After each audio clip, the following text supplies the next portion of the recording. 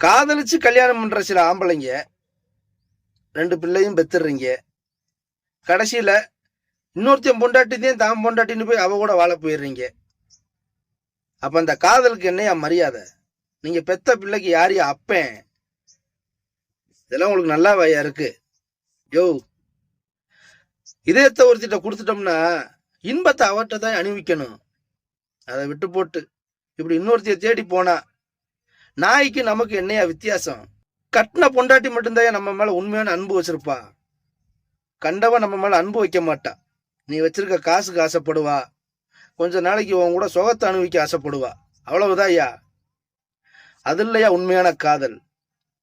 உன்னையவே நினைச்சு உனக்காக வாழ்ற அந்த மனசுதாயா, அந்த உயிர் தாயா கட்டின பொண்டாட்டி, பெத்த பிள்ளைங்க. ஊரே பொண்டாட்டி வேணாம் ஐயா. தான் பொண்டாட்டிய பாருங்க, நல்லா இருப்பீங்க.